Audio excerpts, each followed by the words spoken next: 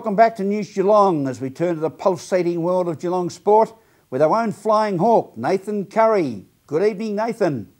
Thank you very much, Rollo. I'm Dan here at the Geelong Falcons for our weekly update. But before we do that, we'll turn our attention to the world of the Geelong Football League. And News Geelong caught up with Newtown and Chilwell 100-gamer Daniel Goodwin after his big win over Lara. What a way to remember your 100th game with a 125-point win. Newtown and Chilwell over Lara and Daniel Goodwin. A great game. Thanks, mate. Yeah, cheers. It's good to finally get over the milestone and just looking forward to the rest of the season now. And you've always been a player here at Newtown and Chilwell, and you've really enjoyed it. And again today, the icing on the cake. It sure is, mate. Yeah, love the club. I've been here for 6 years now, and yeah, won't be going anywhere in a hurry. The game was one which you got off to a great start. Newtown and Chilwell 8-4 to 1-2 in the first quarter. You didn't look back, playing 3 consistent quarters after that with 5, 4 and 5 goals. Pleased with the effort? Yeah, definitely. We've starting is something we've been focusing on a bit now. So as long as we can get off to a good start, the few games that we've sort of been blown out of the water, it's tough to come back. So yeah, starts are definitely what we're focusing on. And your own form, you seem to be consistently at the ball and running very well. Yeah, getting there, sort of getting fitter as the season goes on. So yeah, no, it's good. And unfortunately, Tim Callan debuted at GFL football, a broken nose, accidentally in a scrum. Yeah, mate. Yeah, so he'll remember his first game here as I'll remember this one. Yeah. And your back line again, nice and strong. Mick Stanley leads well from fullback. Yeah, mate. His voice and his leadership down there is fantastic. Yeah. And of course up forward, the magic fingers and Jay Bett and the magic boot. Cup kicked another bag today. Yeah, mate, he's fantastic, Betsy. It's hard to replace a bloke like that, and yeah, it's good that he's finding a bit of form. And how much penalty Dominic Friend? He also popped up with a couple of good ones. Yeah, mate, he's starting to find the footy now, so yeah, no, it's good. It's when we all start firing. Geelong West St Peters next week at Western Oval. How do you think you'll go? Yeah, mate, after today, we've sort of got to take a bit of confidence in, so as long as we get off to a good start as we did today, yeah, we should be right. I understand you've got to send a special cheerio to someone. Yeah, the missus and my daughter, yeah. Congratulations on your 100th game. Daniel Goodwin from Newtown and Chilwell. Thanks, mate. Cheers. Thank you very much, Daniel, and congratulations on your 100 games. Hope you've got plenty more in you, mate. Well, now it's time to turn back to the Falcons, and they've just passed the halfway mark of their season. They've got a few of the boys playing in Vic Country, so it is the perfect opportunity to catch up with their coach, Aaron Greaves, for an update on how they're going. We're 6-4, currently sitting 5th, and just come off sort of 4 wins and a loss in our last 5 games. So we've just started to, I reckon, really get some consistency into our games. The last couple of weeks have obviously been pretty tough with the National Carnival, with guys playing Vic Country and APS footy and stuff. But the next couple of weeks we'll start to filter some guys back. So I think we've got ourselves in a pretty strong position coming into a good run home. Have the boys that came in to replace the Vic Country ones proven themselves as players?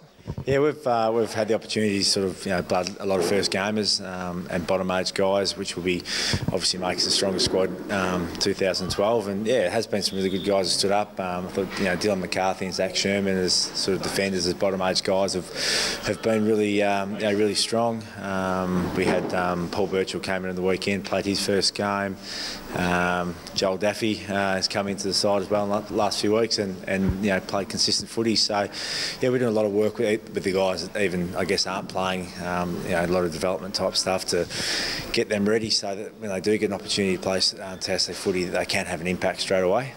What about the Vic Country boys? How have they been going in your opinion?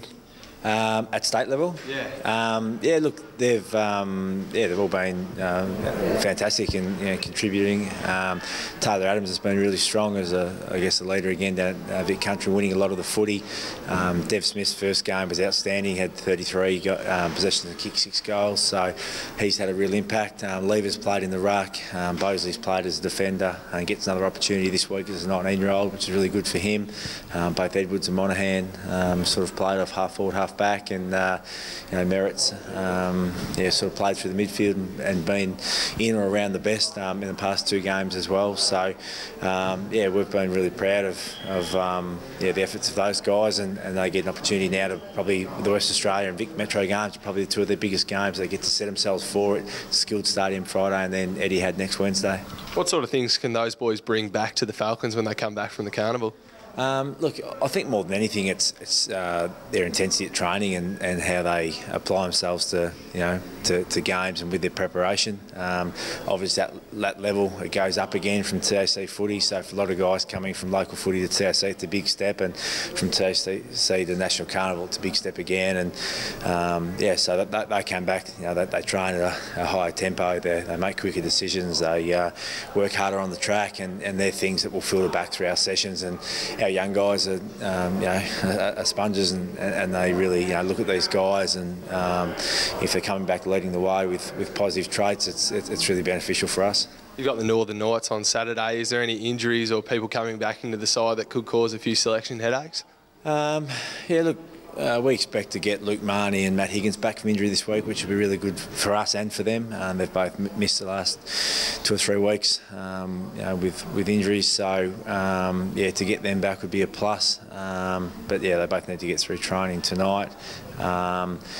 We get back a couple of APS kids, so we get back Merrick Buchanan from Geelong Grammar, and we'll also play Cam Williams and Josh Saunders from Geelong College as well. So 3 APS kids with Gordon and Smith playing Vic Country. So we obviously get a couple of good ins, but again we lose the rest of our state kids, so it's through a juggling act at the moment. Thanks very much, Greasy. Well, that's it for me this week. I'll be back on Wednesday night, but until then, as always, it's back to you, Rollo. Thank you, Nathan. 6 points. And good luck to your Drysdale Hawks tomorrow. Now to the Geelong and Surf Coast weather for the next 6 days. It's a very good evening to our sparkling Lani Salathiel. How is this winter weather continuing, Lani? Thank you, Graham. And good evening to all our News Geelong viewers on this cold, wintry evening, as we take a look at our predicted weather conditions over the next 6 days. Tomorrow, to start off the weekend, Saturday will see cloud increasing in the afternoon with patchy rain developing during the evening with an expected top of 16. For Sunday, we'll see cloudy conditions, areas of rain easing to isolated showers during the afternoon and clearing later on in the evening with a top of 15. And to start off the first winter week in July, on Monday we'll see a mostly cloudy day with isolated showers along the surf coast and a top of 15. For Tuesday will be mostly cloudy with some scattered showers around and possible hail about on the surf coast and a cool top of 13. For Wednesday, mostly cloudy with scattered showers and a top of 13 again. And Thursday will be partly cloudy with some isolated showers possible around Geelong and a top of 13 again. And today was a partly cloudy day. We had a top of 17. And that's the wintry weather outlook for tonight. So rug up, keep warm until next Wednesday evening. Have a great weekend. And it's back to you, Graham. Thank you, Lani. And thank you for being with us on News Geelong this Friday evening. To our good friend, the Master Administrator, Debbie Thulis.